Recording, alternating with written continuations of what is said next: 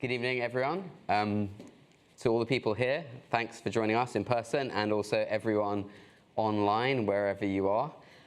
Thanks for being here. My name is Ben Bland. I'm the director of the Asia Pacific program here at Chatham House. And it's my pleasure to welcome you all here for this discussion on the China-Russia relationship, one of the most important bilateral relationships anywhere in the world right now. It's nearly 1 year since Russia invaded Ukraine, and I think it's fair to say that China continues to provide a vital diplomatic shield for Vladimir Putin and Russia. Much has been made of the so-called no-limits partnership between Russia and China, or Putin and Xi, and we'll discuss that distinction later. And we want to go really deeper into the question of what lies behind the relationship, what it means for the world, and where this authoritarian axis, dynamic duo, whatever you want to call them, where this partnership is heading. And we're really lucky to have with us three top Chatham House experts, which is a real pleasure. Joining us virtually is Annette Bohr, who is an associate fellow in our Russia and Eurasia program. We also have Michael Cox next to me, who is Emeritus Professor of International Relations at the London School of Economics and an Associate Fellow in our US and Americas program. And he tells me author of a forthcoming book, only partially ironically called Comrades, about Mr. Putin and Mr. Xi Jinping. Last but not least, we have my colleague Yu Jie, who is our Senior China Fellow. And if you want to know more about our speakers, you can read all their full bios online. Before we begin, a brief reminder that this event is taking place at Chatham House, but is not under the Chatham House rule. It is on the record, and it's being live streamed across the world on the many tech platforms that help us with these things and take all our data as well. So thanks for that. I'm going to leave 20 minutes or so for questions at the end from everyone here and online, so get your thinking caps on. I'll ask you to raise your hand later in the room, and online, if you can start putting your questions in the Q&A box on Zoom, I'll either ask you to unmute and ask your question or read it out for you. If you don't want to read it out yourself, let us know. Right, into the meat of the subject. And I'm going to start with Annette, who's really kindly can't be with us tonight, but is joining us down the line. She can't be here in person. So we're nearly 1 year into the invasion, and many people sort of see the China-Russia relationship through the lens of Russia's invasion and China's sort of tacit support or explicit support for Russia. So where does this relationship stand now, 1 year after the invasion, Annette? And what do you see as the main challenges facing the China-Russia relationship and the opportunities for those two countries and their leaders?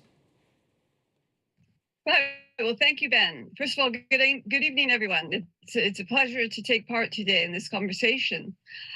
Yeah, as we approach the war's 1 year anniversary, I think we can say that the Sino-Russia relationship has strengthened overall if we're measuring according to trade volumes, diplomatic meetings, and the number of joint military exercises. But there are also areas where it's noticeably weakened, such as the fast-growing asymmetry between the two powers, for example. Russia and China's partnership has always had its drivers and limitations. And I think what we're seeing now is an acceleration of several trends that were in place before Russia's invasion of Ukraine, some of which have yielded opportunities for Beijing, while others have produced some clear challenges. And if we look at some of those opportunities, a main point of convergence is that the two powers have extremely complementary economies. Russia has a lot of natural resources, but lacks capital and infrastructure. And since the onset of the war, China has been purchasing these natural resources at bargain basement prices and has gained an even firmer hand than it had before in trade negotiations. Now, Russian leaders like to emphasize the unprecedented strategic cooperation between the two countries.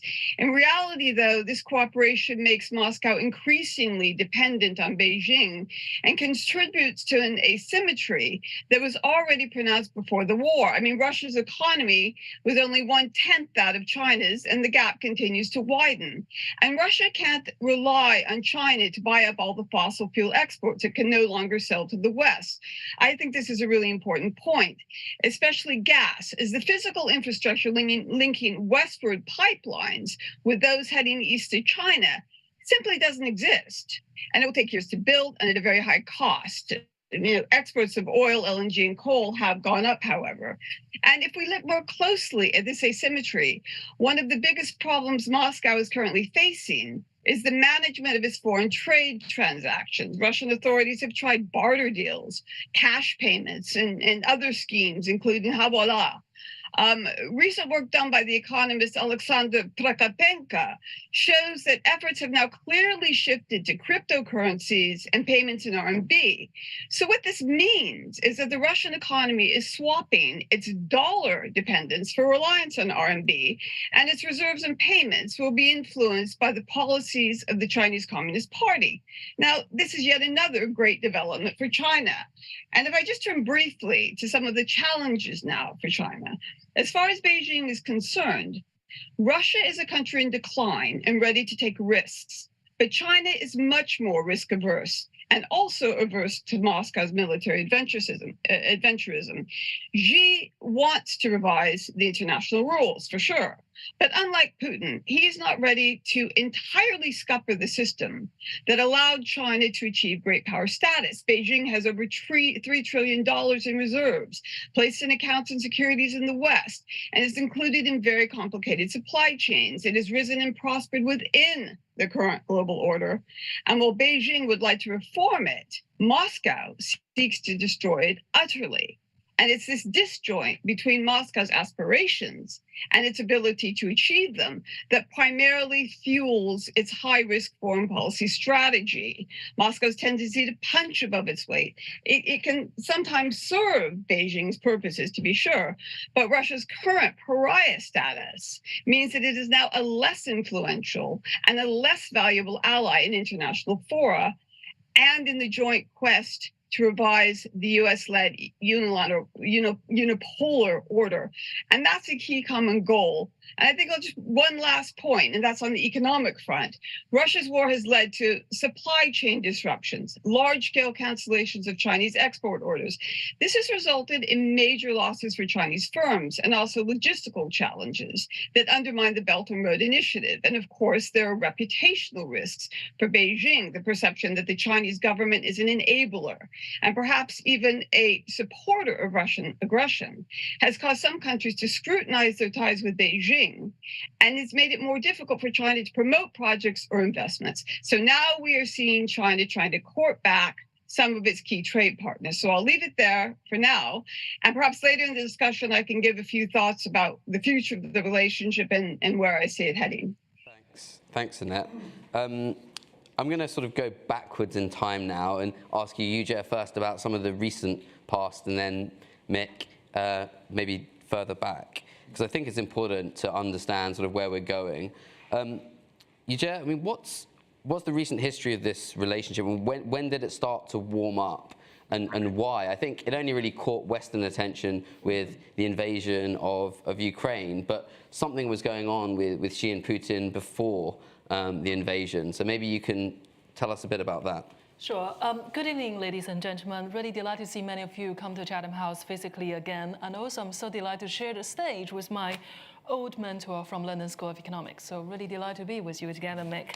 Now, Ben, to answer your question, when this relationship really got that sense of bromance or warm up, and I would say really back to the time of 2012, 2013, Xi Jinping paid the first, his foreign trip, including South Africa and of course Russia as well. I think it's really, as we could say, really recent 10 years from let's go back 10 years ago, really this bilateral relationship got really warmed up. Now through different strands of this bilateral relationship, obviously on the one hand you have the trade, but that's only the smaller part. But I think a much bigger part in here is on the military and is on the diplomatic rhetoric. So I think Beijing is really acutely aware that the sense of the so-called partnership between China and Russia, that what really China does not want to leave the impression is that Russia has already been a junior partner with Beijing, but on the other hand, Beijing will give sufficient diplomatic rhetoric support and to show that the two countries are actually on equal term. So that is just one strand of this bilateral relationship. Now, second strand in here, when we're talking about trade and economics, frankly, I think it's very little, because I have been looking into the trade numbers in the past 12 years or so. That it seems to be that China is always ranking the #1 trading partner with Russia, and Russia is ranking always number 17 or number 18 trading partner with Beijing. So obviously the economic asymmetry between the two sides has been quite obvious. But I think what really bonded them together, it is not on that sense of see each other eye to eye or share the common values, but rather is the common interest, that sense of resentment towards the so-called hegemony headed by United States and therefore determining the international order. And that seems to be really bonded these two countries together. But of course, on the other hand, we also experienced that within Beijing in the past few years, the diplomatic gravity of the center has been really shifted from the so-called US-led diplomacy under Yang Jiechi, and then gradually eluded into more Russia-led and Russia-centered foreign policy led by the then Foreign Minister Wang Yi of that time. So we have seen that shift on the personal favor and also personal taste at the same time as well. Now, thirdly, let's look into the so-called no-limit relationship, no-limit partnership, which has been taking such a sensation after this Russia's invasion towards Ukraine. But interestingly enough, I mean, lunchtime, Ben and I discussed what we're going to do this. We could try to say something new or something groundbreaking. It's not something really groundbreaking, but actually, if you look into the past record, the no-limit partnership between China and Russia was indicated by Wang Yi himself on the 2nd of January 2021. So I think well before the Russia's invasion towards Ukraine, and that sense of coordination between Beijing and Moscow largely exists. But that coordination, it does not necessarily come, it's a full coordination as such, but I think it's also a coordination that would come with a substantial flaws, because ultimately, China and Russia are very different kind of international power and international player. On the one hand, Russia is very much a 19th century, very strong geopolitical power that exerts its influence by territorial conquest, as what we have experienced in the last 12 months. However, on the other hand, China seems to be more interested in to entangle itself into a global economic system and to brand itself into a completely different kind of great power. So essentially, the worldview of both countries are very different. So that I would say, to go further on this, it seems to be we're going to bring more problems rather than coordination between the two. Okay. Thanks for that, Yujie. And it's interesting what you say about the no limits language, because it did catch so much attention here, and it was interpreted as a sense that nothing is off the table, meaning that they can do so much more together. Whereas it's actually, as you're suggesting, quite generic diplomatic language in some senses. Just to follow on that, actually quite interestingly, I was reading the interviews was given by the Chinese ambassador to the EU recently at South China Morning Post, and he's also said, China can have no limited relationship with any country, including the EU as well. So I thought that seems to be the term, seems to be the buzzword of the day in Beijing those days. There's certainly no limit to how bad the US-China relationship can get at the moment. Including a balloon. So Mick, I'll come to you next and sort of go back in history. Because I want to understand a bit more about the longer arc of China-Russia relations and see sort of how we got to where we are today. I mean, if you look back in history, what has normally brought these two great powers together? And also, importantly, I guess, what has tended to drive them apart at different points in their modern history? Okay, thanks for that impossible question. How far do you want to go back? I've been doing a lot of history in terms. I started in history. I went to IR, and I've gone back to history. So much more interesting. I start with the Treaty of Nerchinsk in 1689 for the specialist out there. And I could then take you through various treaties of Aigun, Peking, and the various Manchurian adventures of Russia, the Chinese Eastern Railway, many other things. But clearly, this relationship has it's got a very long trail going. And this history is important for the present, too. Memory doesn't go away. Identity doesn't go away. And I note that a lot of Chinese museums, which I've been looking at online, at least in English, at least tell a certain different story than friendship in terms of the Russia-China relationship going right back. And there's a wonderful conversation between Mikhail Sergeyevich Gorbachev. Can you remember Gorbachev, by the way? And Deng Xiaoping. And this was this marvelous meeting, very important meeting, by the way, in May 1989 in Beijing. Now, of course, outside the door, Tiananmen was going on. And all the focus then was on Tiananmen and what was going to happen, understandably so. But the debate and discussion went on between the old man, Deng Xiaoping. He was very unhealthy at that stage, but still had his marbles around him, and Gorbachev. And Gorbachev said, well, comrade, he used the word comrade. He said, comrade, we've just got to forget about the past. And Deng said, no. Before we move forward to the future, we need to get back to the past. So this was a way that China kind of wanted to use the past, obviously, to put Russia in a very bad light. You know, we've got to move from the past to the future. Now, the reason I say that is that in terms of where this relationship comes from, it comes from a very deep and dark place. And that very deep and dark place was the Sino-Soviet split between 1960 and the mid-1980s. It's very difficult, because I've studied this history quite a lot, an old Cold War historian and all the rest of it. You can't really grasp how appalling that relationship became. And it became a war. By the late 1970s, Russia and China had about 2 million troops along the most militarized border in the world and one of the most dangerous borders in the world. There was no trade. There was no diplomatic relationship. There was deep ideological hatred and even personal side. And very, very difficult to get out of that. And I start at that point that I think to understand how this relationship has evolved, you've got to understand how bad it became in that period from the 60s through the 70s. Even so difficult, even getting to the point. And in a way, if we're going to kind of give somebody a little bit of praise, because he doesn't get a lot these days, it's Gorbachev himself. He kind of opened up this door to Deng Xiaoping, and Deng Xiaoping was prepared to walk through it, that famous speech of Gorbachev's at Vladivostok in 1986. And then you had the 1989 meeting.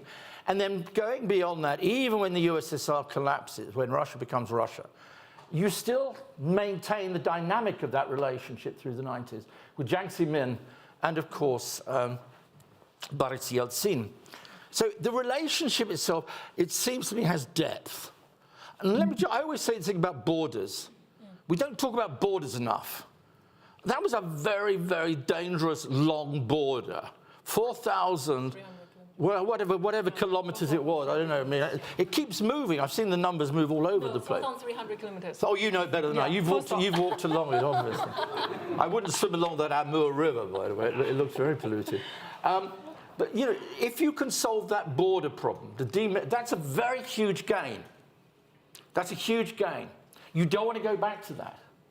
And I think that's a secure basis of this relationship. Now, don't forget about all the no-limit stuff. It's a huge secure basis to have, in a sense, deodorized that. As I always say, you had 2 million troops on those borders. Now you've got 4 bridges going across the Amur River. Now, how much trade goes across that chariot, I don't know. I'm afraid I don't care.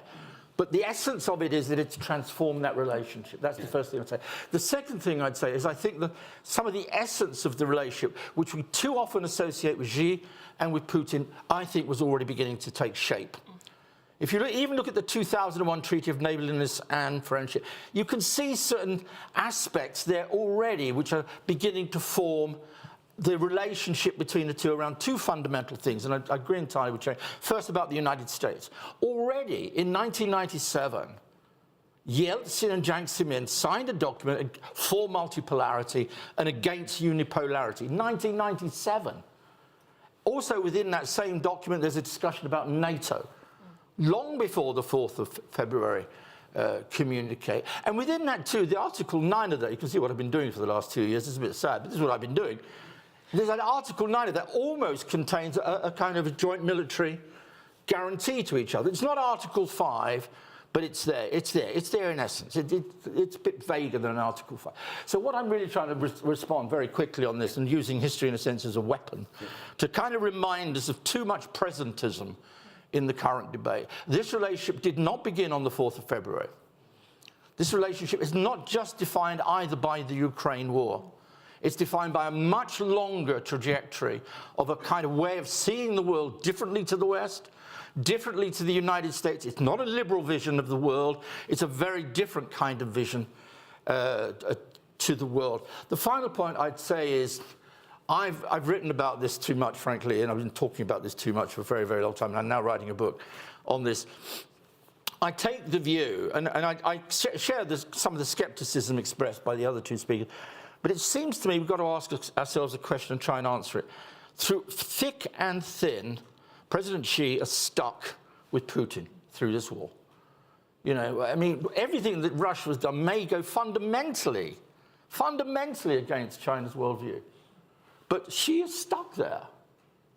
You know, I mean, he's stuck, he's stood by his man, to use the phrase. And I think this is really quite significant, because in the end, it's Xi who's determining this. It's Xi who's making these key decisions, and it's Putin on the other side. And I've not seen any degree of wanting to distance themselves. Xi, to put it rather bluntly, has not got buyer's remorse. He's not got buyer's remorse. He may get it at one time in the future, but I'm fairly skeptical that he will. Okay. I mean, on that point, just to come to you, Jer, I mean, I think when Xi Jinping discussed Ukraine with Olaf Scholz, the German Chancellor, when he was visiting Beijing in November, he did sort of say something along the lines of relevant parties, whoever they are, should oppose the threat of use of nuclear weapons in Ukraine.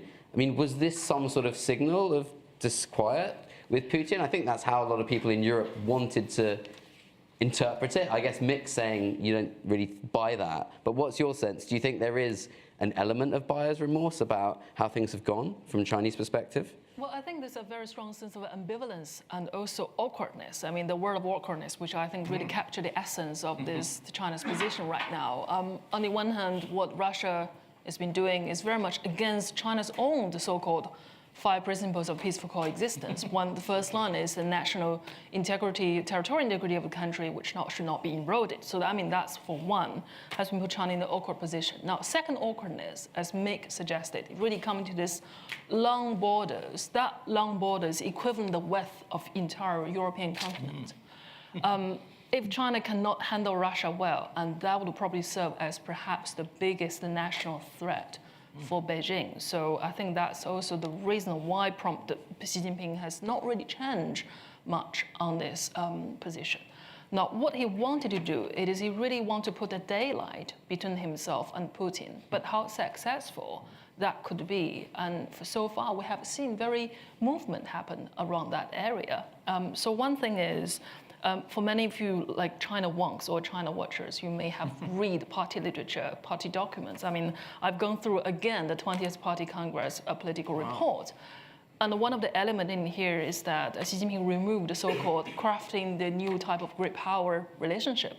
So great powers within Chinese diplomatic literature, usually referring to the powers, the China's relationship with the West, with the EU, with the United States, but also including Russia as well. So if Beijing decided to drop that term, and that is also signifying its relationship with Russia will change, but that change will not be something fundamental, because as I said, because of this border issue and because of this the common hatred, common resentment against the United States, and that won't change.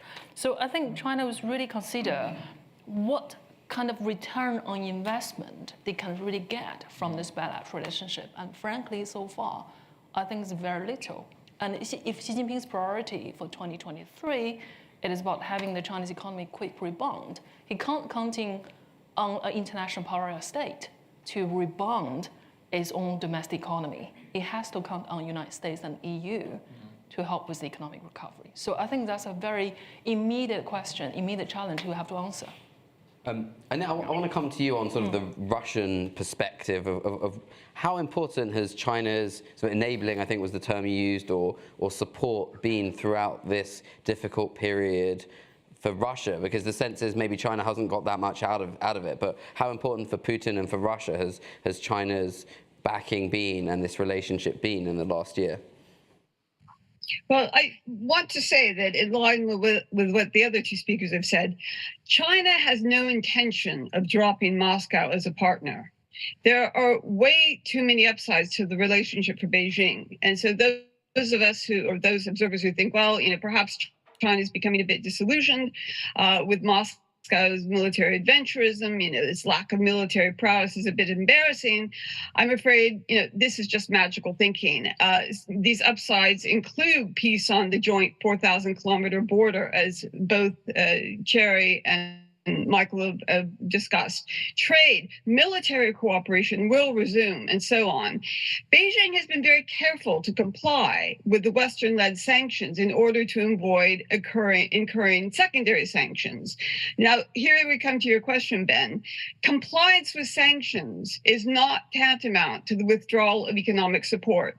There's much going on under the radar.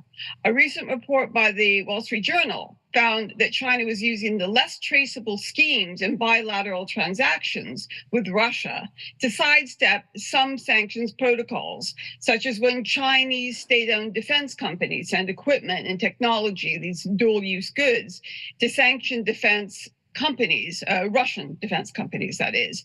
Now, Beijing will continue to buy discounted Russian energy, very important for Russia, but it will not be a major financial backer. And it will be hard-nosed about its investments in Russia. And it certainly does not want to generate any sort of economic dependency on Russia. And I just want to say in this regard that I think there are really a few very salient points for Western policymakers here to keep in mind. First, when we see Macron and other politicians hope against hope that China will use its influence to act as mediator with Moscow, again, we're delving into this realm of magical or wishful thinking. From Beijing's vantage point, Washington is asking China to help it fight China's friend so that it can then better concentrate on fighting China. This is clearly not something Beijing is going to do, and it knows that even if Xi Jinping were to throw Putin to the wolves, all of the problems between the US and China would still remain. Also, we hear reports that Chinese officials have been intimating to their Western counterparts that they are using their good relations to make sure Putin doesn't go nuclear in Ukraine. But we've seen no real evidence to back up this claim, especially insofar as there are high reputational, the only evidence really is other than Beijing having its own interest in maintaining a nuclear taboo, because there are high reputational costs, of course, in terms of aligning with a power that engages in nuclear warfare. And second, for a strategic planner, the prospect of a joint Chinese-Russian front is a nightmare. And congressional reports have specified that the US might struggle to win if forced to fight on two or more fronts simultaneously. So from this point of view, the 5 to 6% of the total US defense spending on supporting Ukraine, concomitantly degrading Russia's conventional defense capability, is an incredibly sound investment. And Beijing and Moscow have often used the specter of coordinated action, particularly in the military sphere, to spook Western policymakers. And such threats, they just aren't so credible at the moment when Moscow is otherwise occupied. So that's a rather positive implication for the West at this point. But having said that, I think it's really far too early to dismiss Russia as an inconsiderable or even a secondary threat. Its landmass, proven reserves of natural gas, and nuclear stockpiles are all the world's largest, and further underscores its geopolitical importance. And the more Moscow loses, the more it delves into adventurism.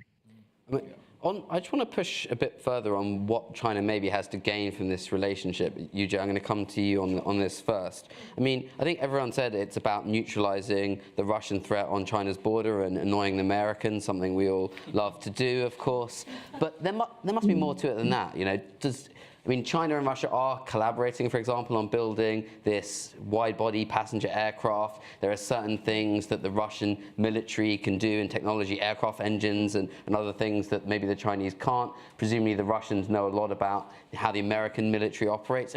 There must be some more sort of pragmatic areas of economic or technological or sort of military, industrial cooperation that China can benefit from Russia beyond just the sort of negative questions of annoying America and neutralizing the threat at the border.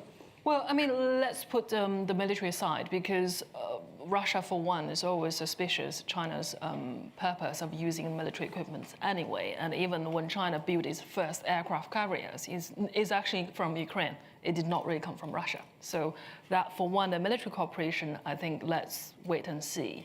But I think what really China want to get out of this is, firstly, while we're talking about the so-called Indo-Pacific, we're talking about the likely military escalation across Taiwan Strait, and that China was hoping Russia will be able to not to offer military support, but more nominal support when it comes to the international stage. Now, secondly, as I said earlier, China and Russia are very different players in international politics, and China wants to exert its influence and also revise the international global governance agenda across UN-led agencies. And China was really much hoping that Russia would be able to be one of the core supporters for China to achieve its own strategic ambition within the United Nations, but also with other multilateral platforms. Now, thirdly, I mean, in terms of benefit for the Chinese economy, will only be the short-term, very short-term benefit that China will be able to access to those lower-priced primary materials. But however, China's largest oil suppliers is not Russia, it's Saudi Arabia. So I think it's, again, when I look really, if we do a balance sheet on here, I mean, if I'm speaking from an accountant point of view, I've seen a lot of red. I don't really see many black in here. Okay, let me come in on Russia. I am an old Sovietologist. You won't meet many of us now. Most are dead, or went on to study another country and then got that one wrong as well. During the Cold War, of which I have a long, long memory, fond and otherwise,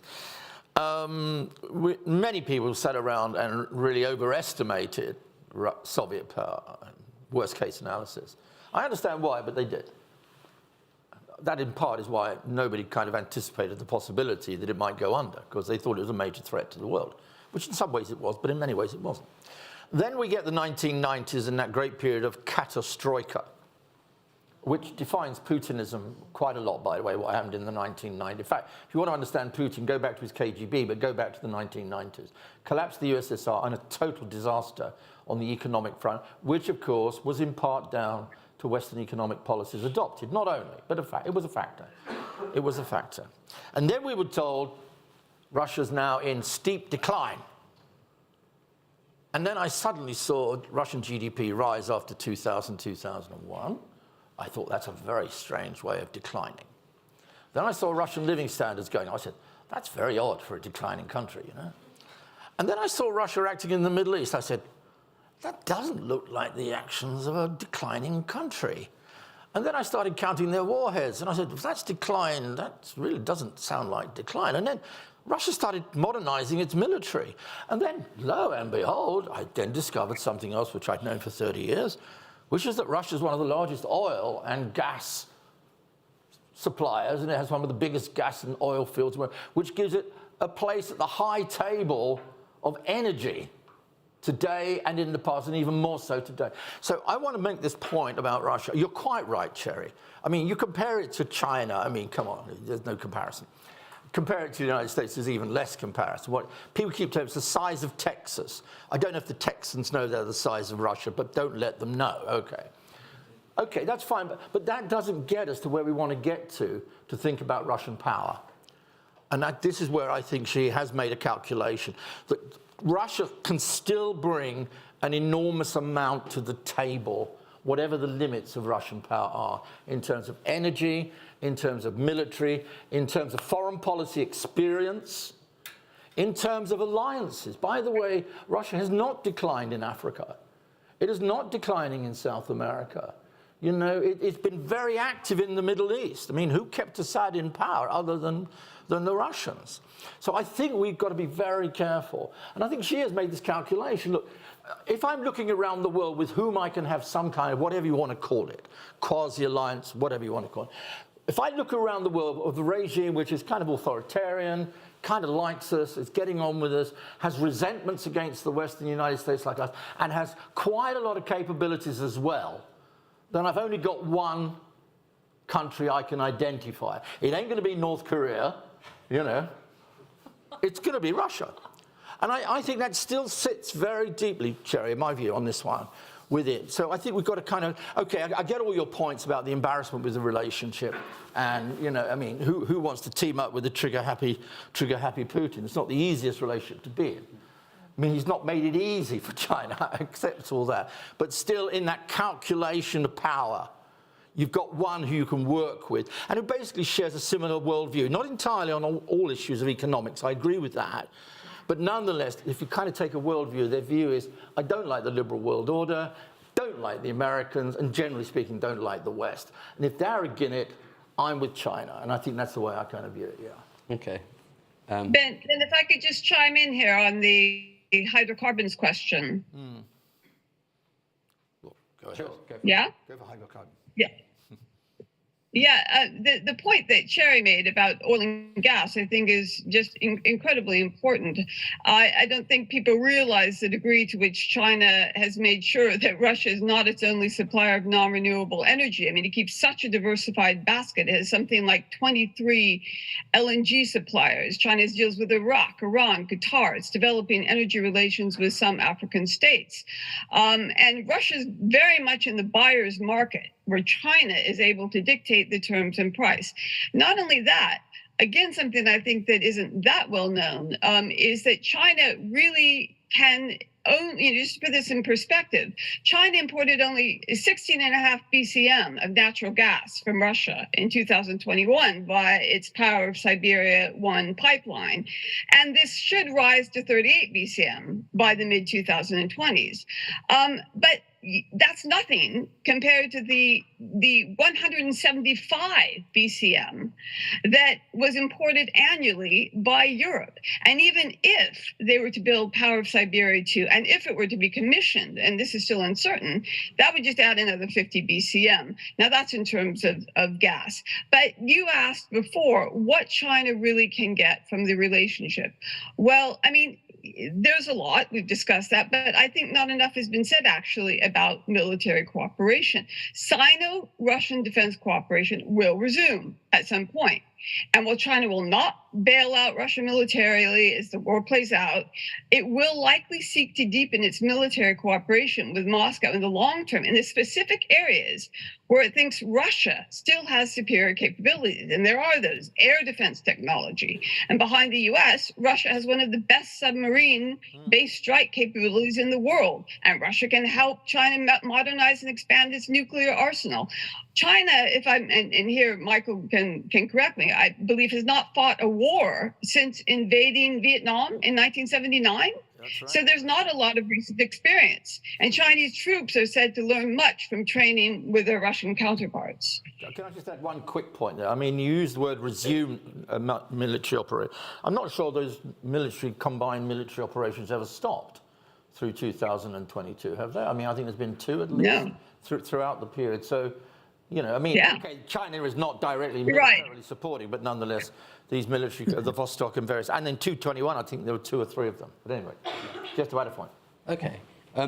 Just a final question really for you, Jia, then. What do you think from a Chinese perspective it would take to sort of step away from Russia? Because the sense I'm getting from the other speakers is that, you know, there is actually a lot that's driving them together. But, you know, would it be, you know, Putin launching a tactical nuclear weapon in Ukraine? Is there, you know, what do you think is feasible that would drive these 2 apart, or is this just the world we have to live with, you know, a P5 where China and Russia stand together, disrupting, you know, the world order that we want, and a very complex set of affairs for a long time to come?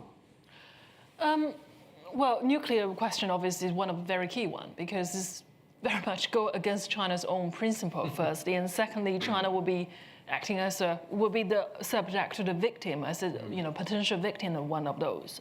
So I think the entertaining this idea is the deployment of nuclear weapon, and that would really prompt Beijing to change its mind, and that's part of the reason why Xi Jinping said at G20 and agreed with the United States, shouldn't let the countries deploy the nuclear weapons or even entertain this idea. But I think on the other hand, I mean, I also tend to agree with the other 2 speakers in here. Well, we're talking about China or Chinese foreign policy. The fundamental priority in here is how to secure its border and how to present a more stable external environment. I mean, considering the country really share 14 different borders with 14 different countries, and has not really been something very easy to manage for China anyway. So I think irrespective of how messy and how dysfunctional this bilateral relationship can go forward, and I think Beijing will still try its best to hold it, but not necessarily really to walk away, because to walk away, and China will look like also being alone by itself. It would also very quickly be a defeat for Xi himself, because how many meetings we had now between the two presidents? What, we're up to 40. It's not just personal. I know that's structural and many other things, ideological. Regime maintenance is also part of this. Regime preservation is part of it. But it seems to me that Xi has invested so much into this particular relationship himself that a defeat for Putin may be seen clearly as a defeat for himself. Even though he has invested so much, but I mean, he might come to realize perhaps his association with Moscow maybe one day to bring some sense of societal instability inside China. And I think that would also prompt him to walk away. Well, that's quite possible. So I'm ready to go for questions from the floor. So if people want to just put their hands up, and I will come to you. And do tell us who you are and any affiliations. Wait for the one microphone. Yeah, thanks. Hello, I'm Melania. I actually work for Chatham House with the Russian Eurasia program. And I just want to ask a question that's been bothering me for a while, and I was waiting for a good opportunity to pose it to someone knowledgeable. Because Biden, I think back in September last year, reiterated that his commitment to send US Army in case Taiwan gets invaded.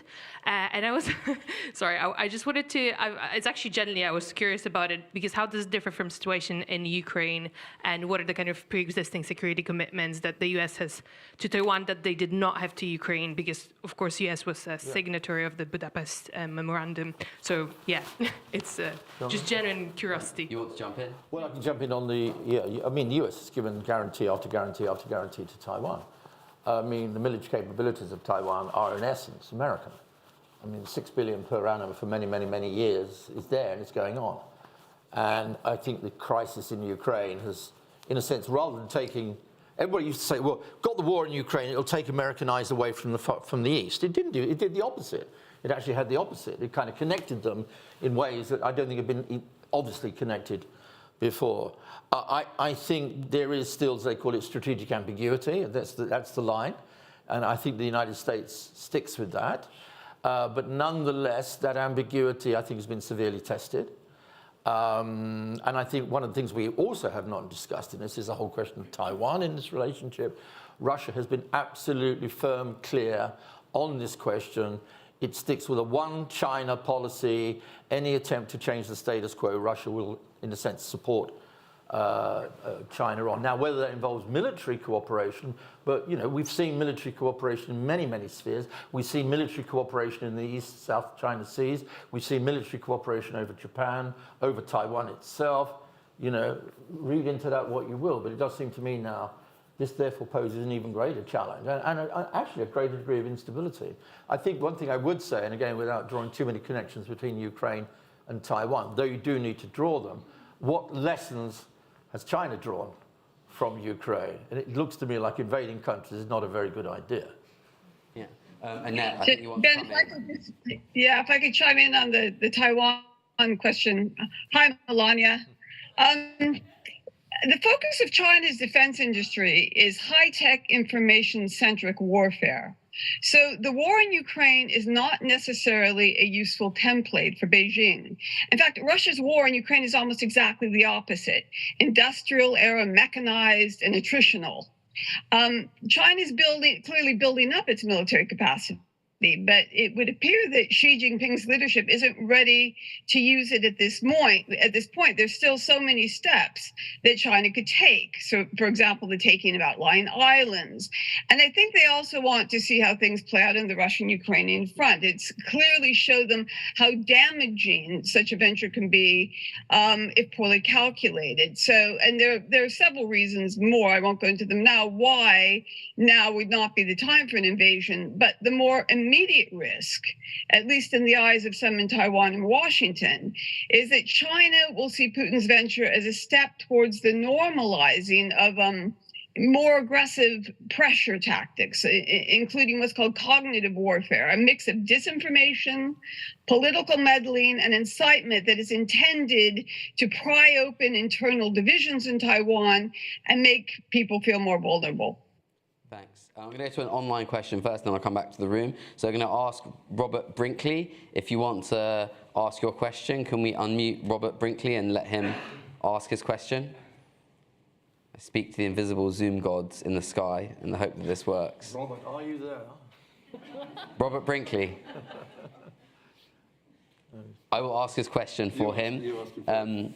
Maybe one for you, Mick, but anyone feel free to chime in. So, sure. If Russia emerges seriously weakened from its war against Ukraine, is China likely to seek to rectify the 19th century unequal treaties which conceded large territories to Russia? So is China's invasion of Russia next? No, well, I suppose the short answer is I have no idea.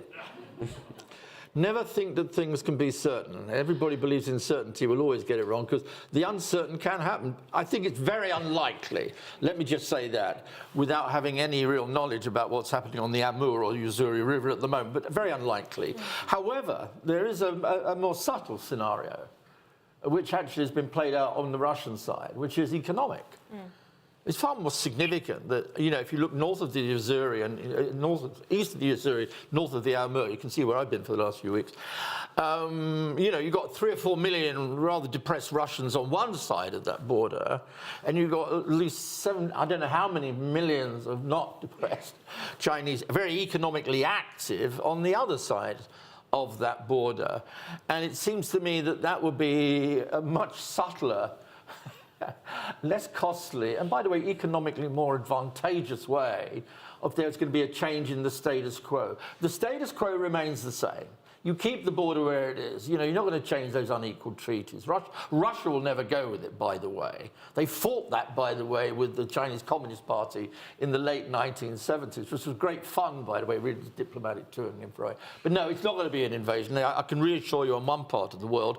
However, I think the economics of it could play out very subtly over the very long term. And I think Russia could live with that. That's my take on it now. They couldn't live with it in the 1990s for all sorts of interesting reasons, but I think they could more likely live with it an economic, if not a takeover, but a kind of gradual economic interconnection. You've got 4 bridges across that river now, by the way. You know, they weren't there before. There's one there before, now before. Because obviously that's one of the major irritants between China and Russia in the past, really back to 90s and 20s. Yes. And also, you know, this whole ideas of yellow pearl really developed that Russian fear from China. Yellow peril, they were full of that stuff. They certainly were. Okay, I've got a question here. Hi, thanks. Jonathan Singh, Chatham House member. One quick one, just I wondered if you think the strategic access to the Arctic is also a motivating factor for China having a strong relationship with Russia in terms of access to the potential trade routes as the ice melts and to resources. And then another very quick one is, do we see any cooperation on the soft power side of things? We mentioned about economics and the military, but is there a soft power element to this as well, where they are collaborating around diplomacy or cultural activities? I do the ice, I do the ice then. Yeah, you, Jeff, you go first. All right, okay. On Arctics, I think it's actually the opposite. Russia viewed this very suspiciously. It really preferred Beijing not to participate in the Arctic Council because obviously given the technology in terms of exploration that Beijing is already equipped with. And I think Russia really putting a huge suspicion on Beijing's motivation to be in that particular club. I mean, if you go back to the statement on 4th of February, one of the very short sentences on that statement was that, China-Russia continues to observe how Arctic Council works. We did not say coordinate, did not say work together, but just simple observe. So there's so much reservation has been exist on both sides. Now on soft power, I think Russia's soft power in China these days, it raises very little currency. As simple as that. Yeah. I'll pick up the... sorry, you go. You want to comment on the Arctic? And then Arctic, do I? On the soft power issue, it just might be of interest to note that all state-controlled media in Russia prohibits any criticism of China. Now, this does not mean that there's much soft power. In fact, you know, the relationship in a way was always going to be vulnerable because it's based purely on calculated interests. And, China is not an admirer of Russia at a civilizational level, and Russia isn't really interested in China at the popular level. There's still actually xenophobia in Russia and little interest in Chinese culture and institutions, even if this is changing a bit. And there's really relatively little that goes on in terms of people-to-people contact or ties, especially for such large and important countries.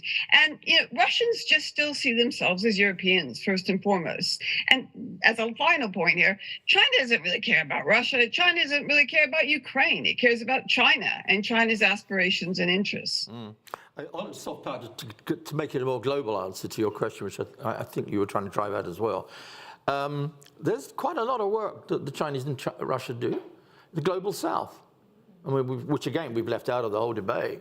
What plays in Europe about the Ukraine war is fine. I go along with that mainly, not entirely, but mainly. What plays in the US about this war, fine. Go to the global south. You get a different narrative. And China and Russia together have been pushing that narrative rather successfully in parts of Latin America. Look what happened with South Africa. Don't underestimate that. That is part of what is soft power. They tell a story which is different to a Western story. And that story, although it's not one I agree with or go along with, nonetheless has some credibility. America invaded Iraq in 2003. Duh. They went into Libya to do a humanitarian intervention. We ended up with regime change. Duh. Western restructuring of the global south to keep us poor. That does play. That does play. And I don't think one should entirely underestimate that. If we want to get a global perspective on this war and not just what I call a Western or Eurocentric view on this war. Yeah, and I know from my work on Southeast Asia, it's not just a question of Chinese or Russian disinformation, but it's people's long-held beliefs in Indonesia or Malaysia because of their own experience of colonialism and Western-backed coups and violence and the rest. Absolutely. Maybe a question from this side at the front here. Hilda Rapp, Center for International Peace Building. And welcome to your new post, Ben. I was very intrigued by your mentioning the border with such emphasis, and it made me think about whether you think the fact that both China and Russia perforce are geography literate and understand the challenge of governing such huge countries with such huge populations, which is shared by some of the people in the global south. Maybe one of the factors why they're best enemies? Frenemies. Well, I don't quite know because I've not spoken to Xi or to Putin about border recently. But yeah, I think they've understood this border question, I think, pretty well on the Chinese side. I think they get border quite well. This is why it's been so disputatious. This is why when I started out thinking about China-Russia relations, I kind of thought, well, it's the anti-American stuff, or they want a regime preserve, or they want to kind of at least improve their economic relationship, and indeed their military relationship, as our other colleague from Cambridge has pointed out. But more and more I kind of got into it, the more I got into borders. I don't know, maybe there's some wonderful books on this too, by the way. But, the recent book's been a wonderful book about along the Amur. And it really brings home how important borders are. Maybe in the EU, we've forgotten about, well, I say we're no longer in the EU, I've forgotten. Still trying to forget. But yes, I think this is extraordinarily important. I asked somebody the other day, how many meetings were held? And this is not an answer to your question, but it's a good fact. I think it is a fact too. How many meetings are actually held between the Chinese and the Russians between 1979 and 2008? To try and sort out border questions, and islands in the river. And by the way, do you know what a talweg is? It's a line of demarcation along a river, not on one bank or the other. Very complicated stuff. I had no interest and knowledge about it before until I started looking at this problem. They had something like 2,000 meetings to sort these questions out. And that would indicate to me that, therefore, getting that right, and it took a very long time to do so, was crucial to creating the foundation of this relationship, which we now talk about as if it only began somehow on the 4th of February 2022. There's a gentleman over there who's been trying to ask a question for a while. Thank you very much. Sean Curtin, member of Chatham House. Yujia has talked a lot about the sort of negative impact of the relationship, the plus minuses. I just wonder if you'd like to comment on, I see from China, Japan, and the larger region perspective that since the outbreak of the war, it's had a very negative impact on China's image because it seems to have turbocharged this idea that China could invade Taiwan at any minute. And certainly if you read the Japanese papers since the invasion, a lot of negativity has been towards China. And so if you want to comment on that. Yeah, I mean, surely from the Japanese media, negativity seems to be the de rigueur rather than something, something unexpected. So that's not a surprise to me at all. But I think while we're talking about Asia, we need to distinguish, which part of Asia we're talking about. So, for example, if you're talking about countries like Ben familiar with Indonesia, Vietnam, for example, do not necessarily just share the view that West has been put forward on this war towards Ukraine. So China is not alone within Asia on its own, sense of the choice and so-called pro-Russia neutrality. So I think that's really putting China in a very interesting position. Yes, many other countries have made a very similar choice.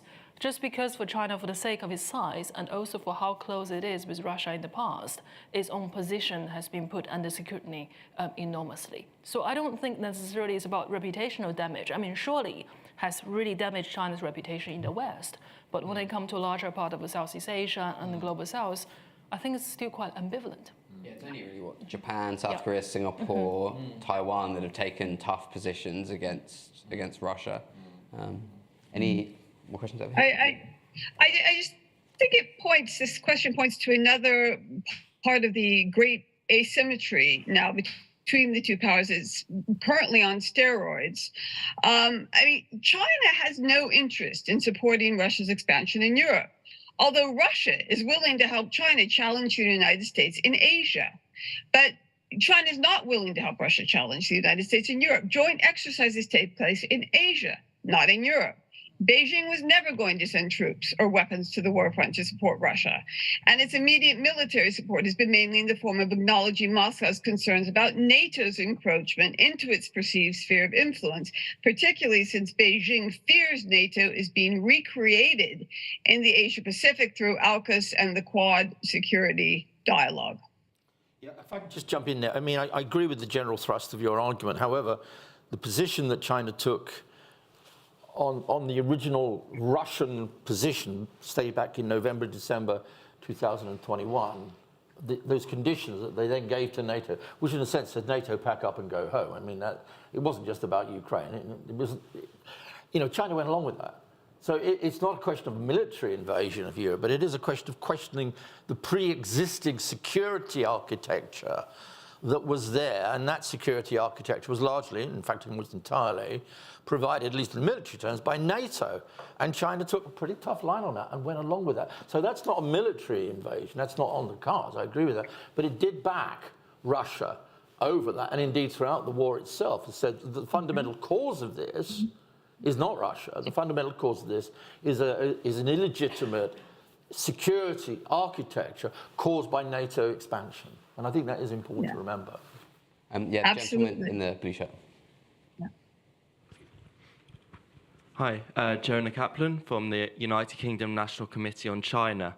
There was one question we haven't exactly touched on, and we don't know the answer to it, but 1 year on from the signing of the No Limits Partnership, does the panel think that Putin informed Xi of his plans to invade, and by doing that, China giving tacit approval, or did he surprise Xi by invading? Oh dear, Yujia, oh dear. quick answer to this one. Quick answer, okay. No guessing. No guessing. If you don't know, say. And pass on. Well, I can only judging from public record. I did check the website for the Chinese embassy in Ukraine on the 24th of February.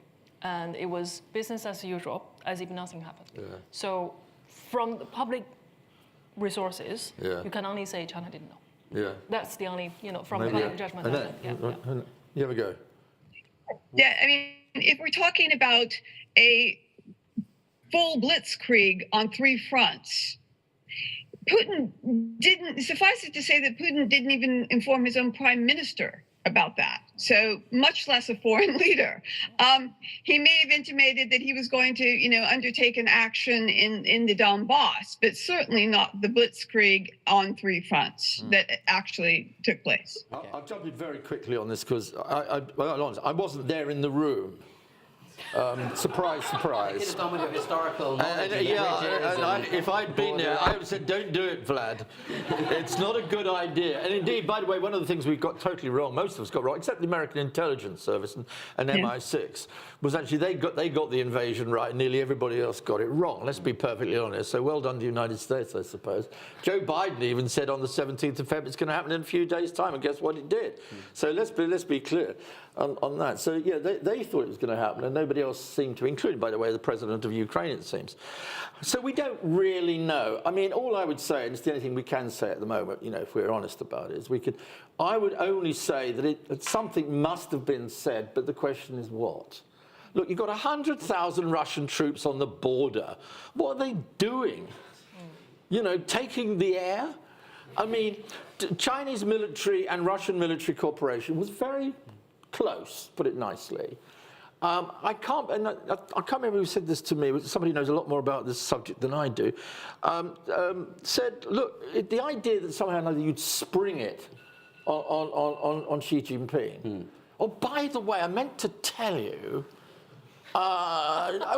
thank you. I did thank you. No, it stretches. I think what went wrong, again, we're surmising, be honest with you, we are guessing, I hope, intelligently, is that I think Putin could have said, I can get this done in 2 weeks. Because that's what everybody thought, let's be honest. Everybody thought that if the war isn't going to go ahead, and if it does go ahead, it'll be a quickie. A blitzkrieg, in the old-fashioned sense of that word.